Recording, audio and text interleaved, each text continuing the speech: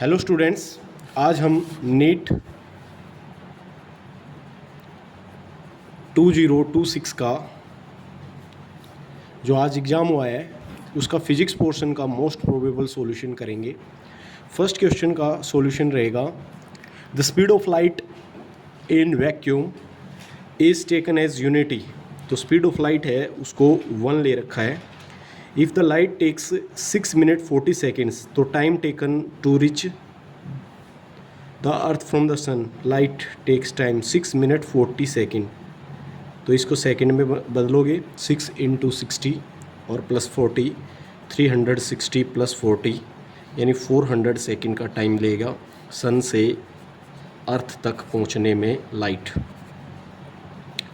तो यहाँ से जो distance travel by the light निकालनी है, distance between sun and earth, तो डिस्टेंस होता है speed into time, speed into time. तो स्पीड है न्यू यूनिट्स में 1, टाइम टेकन है 400 सेकेंड, तो मल्टीप्लाई आ गया 400। तो इन न्यू यूनिट्स के अंदर जो डिस्टेंस होगी बिटवीन सन एंड अर्थ वो कितनी होगी? 400। करेक्ट ऑप्शन होगा ऑप्शन नंबर 4। सेकेंड क्वेश्चन है, यहाँ पे लिस्ट को मैच करना 1 और 2 के साथ। फर्स्ट दे रखा है यंग्स मॉडुलस। यंग्स मॉडुलस आपको पता होगा that is stress by strain, stress by strain, longitudinal stress या normal stress to the longitudinal strain. और ये स्ट्रेस होता है फोर्स पर यूनिट एरिया और स्ट्रेन होता है डेल्टा एल बाई एल। तो यहाँ से ये आ जाएगा F by A delta L और इंटू एल, तो F L A delta L आ जाएगा। दूसरा कंप्रेसिबिलिटी है। कंप्रेसिबिलिटी होता है change in volume delta V by change in pressure this. तो बी का आएगा ऑप्शन नंबर 3। और बल्क मॉडुलस इसका उल्टा होता है, ऊपर आता है स्ट्रेस, नीचे आता है वॉल्यूमेट्रिक स्ट्रेन। स्ट्रेस प्रेशर से भी लिख सकते हो आप, force upon area pressure upon change in volume by original volume.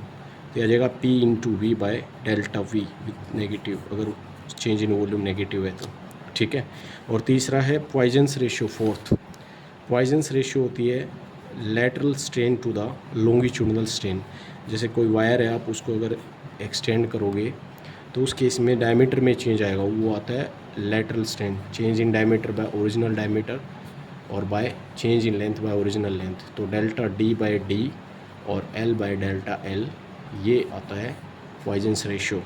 तो पॉइजन्स रेशियो आएगा delta D by D L by delta L. तो डी का आएगा फर्स्ट ए का आएगा सेकंड और कॉम्प्रेसिबिलिटी का आ जाएगा ये 3rd, ठीक है। तो ये ऑप्शन जो करेक्ट मैच होगा लिस्ट 1 2 के साथ, ए का आएगा सेकंड, बी का आएगा 3rd, ठीक है, और सी का आएगा 4th और पॉइजन्स रेशियो का आएगा ऑप्शन नंबर 1, डी का आएगा फर्स्ट। तो ऑप्शन 4th है वो यहाँ पे मोस्ट प्रोबेबल सॉल्यूशन है। नेक्स्ट है the current in the circuit is shown as shown in the figure. जो ये डायोड 1 है D1, इसमें 4 ओम का रेजिस्टेंस है, D2 है वो 3 ओम के रेजिस्टेंस के साथ कनेक्टेड है, D3 है वो 2 ओम के साथ है और D4 है वो 5 ओम के साथ कनेक्ट है। वोल्टेज जो कनेक्टेड है सभी के सभी पैरेलल में है, 10 वोल्ट के साथ कनेक्ट है। आइडियल डायोड है, तो जो रेजिस्टेंस है आप उसको 0 ऑफर कर सकते हैं ये। और जो हमें पता है कि diode conduct in forward bias, तो फॉरवर्ड डायोड है D1 और D3, पॉजिटिव से कनेक्ट है, ये वाले से नेगेटिव टर्मिनल इससे कनेक्ट है। तो D4 और D2 कंडक्ट ही नहीं करेगा।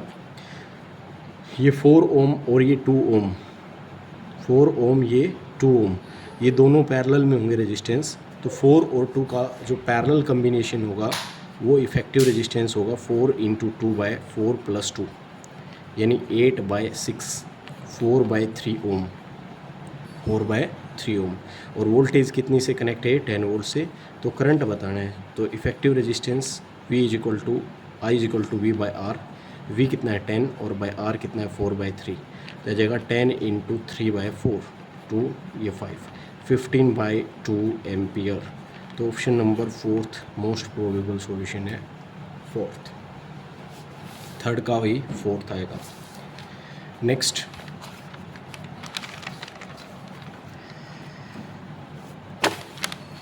फोर्थ क्वेश्चन में जो angular speed of A fly wheel is increase from 600 RPM, तो जो ओमेगा इनिशियल है वो है 600 RPM पर मिनट, पर सेकंड निकालोगे तो 600/60 रोटेशन पर सेकंड RPS में 10, और फाइनल जो ओमेगा है वो है 1200 RPM, और अगर उसको 1200 × 60 RPS आ जाएगा, ये आएगा 20 RPS। यहाँ से आप ओमेगा एवरेज निकाल सकते हो, that is omega initial plus omega final by 2, तो ये आ जाएगा 10 + 20/2 30/2 15 आ जाएगा। और टाइम टेकन है वो है 10 सेकेंड, तो नंबर ऑफ़ रिवोल्यूशन कंप्लीटेड आ जाएगा omega average into T. Omega average है 15 इंटू टी, तो 150 नंबर ऑफ़ रिवोल्यूशंस होंगी जो completed by the flywheel in 10 seconds. तो ऑप्शन नंबर थर्ड, फोर्थ का आएगा third. Kinetic energy of a simple pendulum है next question. Time period T के साथ वेरिएशन बताना है। तो kinetic energy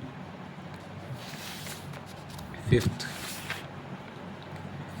as we know that जो डिस्प्लेसमेंट है वाई वो ए साइन ओमेगा टी या आप ए कोस ओमेगा टी से दिखाते हो, ए कोस ओमेगा टी से, और जो वेलोसिटी होती है वो अगर ए साइन ओमेगा टी लेते हैं तो ए कोस ओमेगा टी में आती है, या साइन ओमेगा टी से दिखाते हो तो ए कोस ओमेगा टी से दिखाते हो तो साइन ओमेगा टी के प्रोपोर्शनल होती है। और काइनेटिक एनर्जी होती है ½ mv², तो v² तो साइन स्क्वायर के प्रोपोर्शन या कोस स्क्वायर के प्रोपोर्शनल होती है। काइनेटिक एनर्जी है वो प्रोपोर्शनल होती है साइन स्क्वायर ओमेगा टी या कोस स्क्वायर ओमेगा टी। यहाँ पे जो ग्राफ है वो साइन के अकॉर्डिंग दे रखा है, तो इसलिए जो काइनेटिक एनर्जी का ग्राफ अगर आप प्लॉट करोगे वो टी के साथ वो डिपेंड करती है साइन स्क्वायर का ग्राफ आएगा, और साइन स्क्वायर की जो वैल्यू होती है वो t0 पे और t/2 पे, और ये t = टाइम पीरियड t पे, ये इन वैल्यूज़ पे 0 होगी, बाकी ये मैक्सिमम रहता है साइन स्क्वायर का ग्राफ। तो ये वाला आएगा टाइम के साथ काइनेटिक एनर्जी का variation, sine square omega T का ग्राफ आएगा। तो kinetic energy with sine square T option number third में मोस्ट प्रोबेबल सॉल्यूशन रहेगा, ऑप्शन नंबर थर्ड। नेक्स्ट है सिक्स्थ, एक रजिस्टर है ऑफ बैटरी 12 वोल्ट, इस EMF है 12 वोल्ट के, इंटरनल रेजिस्टेंस है 2 ohm and the current is 0.6 ampere, terminal voltage बताना है। तो यहाँ पे एक रेजिस्टेंस है 2 ओम का, और जो यहाँ पे EMF है इस सेल की EMF वो है 2 volt 12 volt, and internal resistance है R, वो है इसका 2 ओम, सॉरी इंटरनल जो रेजिस्टेंस है वो 2 ओम है बैटरी का, 2 ओम, R है ये 2 ohm. Then the current terminal voltage of the battery, ये किसी सर्किट में कनेक्ट किया जाता है, तो जो टर्मिनल वोल्टेज आएगी पोटेंशियल है वो बतानी है। टर्मिनल पोटेंशियल होती है EMF - I/R, जो ये ड्रॉप आएगी इतनी इसके अक्रॉस, नेट वोल्टेज जो without switch is open, then EMF 12 volt, when this switch connected then it shows a voltage of V, that is E - IR। E कितना है 12 माइनस I कितना है 0.6 एम्पियर दे रखा है, और इंटू इंटरनल रेजिस्टेंस 2, तो 12 - 1.2 ये शो करेगा 10.8 वोल्ट। तो 10.8 वोल्ट करेक्ट होगा, option number 4। Next question number 7, यहाँ पे एक फ्लास्क है contain argon and chlorine in the ratio 2:1 by mass. Argon and chlorine in the ratio 2:1 by मास।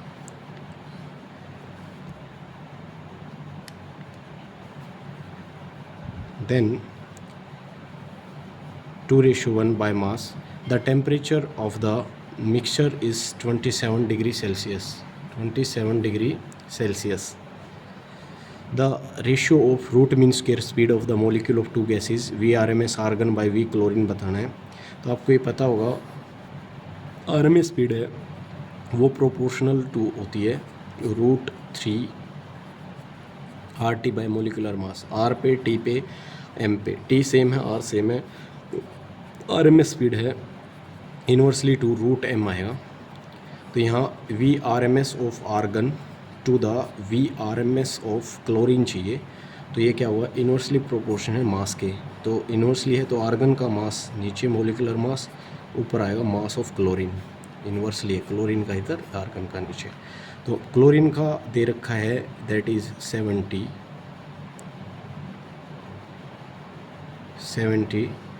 और आर्गन का जो मास है वो दे रखा है 40। तो ये आर एम एस स्पीड्स की रेशियो आएगी, ठीक है। तो as we know that V R M S of argon to the V R M S of chlorine that is inversely to mass, तो आर्गन का नीचे आएगा और क्लोरीन का ऊपर। तो क्लोरीन का है मास 70, ये है 40, रूट 7/4 का रूट आएगी रेशियो, रूट 7/2।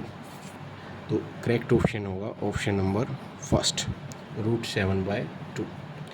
क्वेश्चन नंबर 8, एक रे है monochromatic light pass through a prism, एक प्रिज्म के थ्रू ये पास होती है। यहाँ पे गिवन है एंगल ऑफ प्रिज्म गिवन है, द लाइट रिफ्लेक्टेड लाइट जो क्यू आर है वो parallel to the base of the prism है। तो पैरेलल जब बेस के प्रिज्म होगा तो एंगल ऑफ डेविएशन होगा वो मिनिमम होता है, और जो कंडीशन होती है I plus angle of emergent equal to होता है ए प्लस डेल्टा, और आई और ई बराबर होते हैं, आई और ई यानी 2i इज इक्वल टू होता है ए प्लस डेल्टा के। यहाँ से आपको डेल्टा फाइंड करना है, तो डेल्टा एंगल ऑफ डेविएशन होगा वो 2 times of angle of incidence minus A के बराबर होगा। 2 टाइम्स एंगल ऑफ इंसिडेंस इसमें दे रखा है 50, तो 2 × 50 minus A angle of prism भी दे रखा है 60, तो ये आ जाएगा 100 माइनस 60 दैट इज़ 40। तो एंगल ऑफ डेविएशन होगा most probable solution 40 degree. Next ninth question में दे रखा है लिस्ट 1 और 2 को मैच करना है, E = h/ν। ये क्या है, एनर्जी ऑफ फोटोन होता है, तो ए का आएगा फोर्थ। फर्स्ट ऑप्शन या ये हो सकता है। डिफ्रैक्शन एंड इंटरफेरेंस है वो वेव नेचर ऑफ लाइट के ऊपर डिपेंड करते हैं, वेव नेचर को बताते हैं मतलब, तो बी का आएगा थर्ड, ठीक है। λh/p डी ब्रोगली वेवलेंथ, सी का आएगा फर्स्ट, एंड कॉम्पटन इफेक्ट है वो पार्टिकल नेचर ऑफ लाइट पे डिपेंड करता है। तो इसमें आएगा ऑप्शन नंबर 4, जो करेक्ट मैच है लिस्ट 1 2 का, वो ऑप्शन नंबर क्या हुआ 4।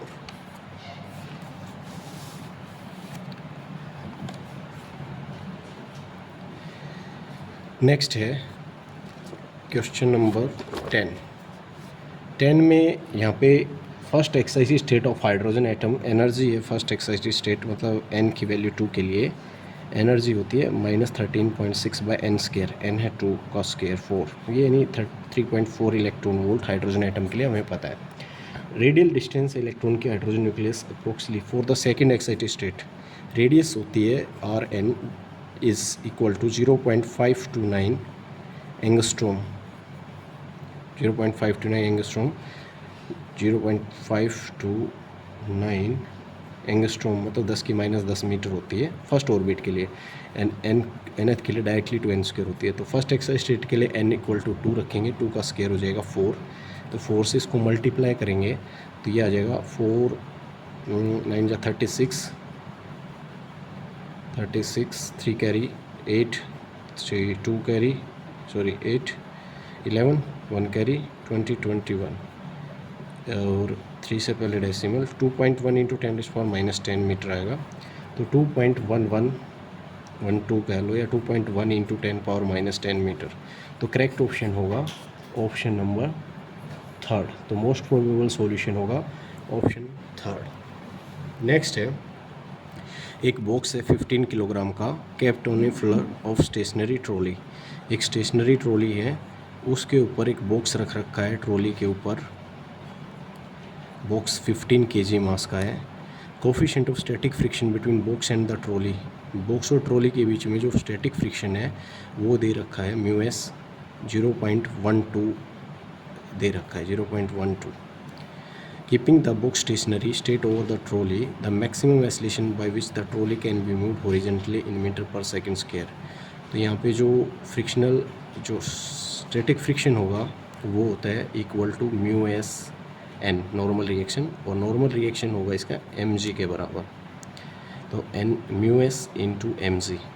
जो आप सूडो फोर्स लगाओगे वो फोर्स हमेशा लेस देन होना चाहिए M into A, less than equal to रहना चाहिए स्टैटिक फ्रिक्शन से एम जी। एम से एम कट जाएगा, तो जो ए की मैक्सिमम वैल्यू है, ए की जो मैक्स वैल्यू है वो पहुंचेगी म्यू एस इंटू जी के बराबर। और म्यू एस कितना दे रखा है 0.12 और जी की वैल्यू दे रखी है 10, तो आ जाएगा 1.2।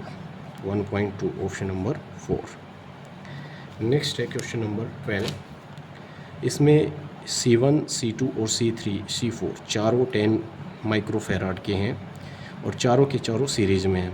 तो सीरीज़ में इफ़ेक्टिव जो इनकी कैपेसिटेंस होगा वो सीरीज़ के अंदर 1/CS से निकलेगा। तो चारों इक्वल है, तो 1/10 प्लस 1/10 प्लस 1/10 प्लस 1/10 यानी 4/10। तो इक्विवेलेंट जो बनेगा चारों का वो 10/4 यानी 2.5 माइक्रोफेराड बनेगा। और ये C5 भी 2.5 माइक्रोफेराड का है, दोनों पैरेलल में है। पैरेलल में तो इनका इफेक्टिव बनेगा C इफेक्टिव 2.5 प्लस 2.5 मतलब टोटल 5 माइक्रोफेराड का, 5 माइक्रोफेराड का। और जो चार्ज आएगा Q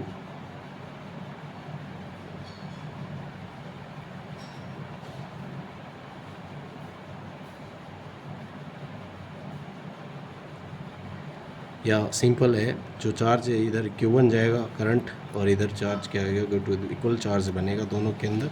टोटल जो चार्ज बनेगा वो बनेगा Q equal to CV 50 × 5 250 micro coulomb का, ठीक है। और इधर जाएगा Q1 और इधर Q2 दोनों बराबर होंगे, तो 250 यानी 145 माइक्रो कूलम इधर, और इन सब पे 125 माइक्रो कूलम चार्ज सेम रहेगा सीरीज वालों पे। तो सब पे 125 माइक्रो कूलम का चार्ज आएगा ऑन ईच कैपेसिटर। तो सेकंड ऑप्शन है वो मोस्ट प्रोबेबल, ठीक है। 5 micro coulomb farad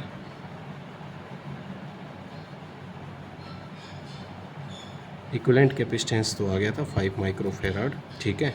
and charge on each capacitor आ जाएगा 125 माइक्रो कूलम ऑन ईच। तो option second. Thanks for watching.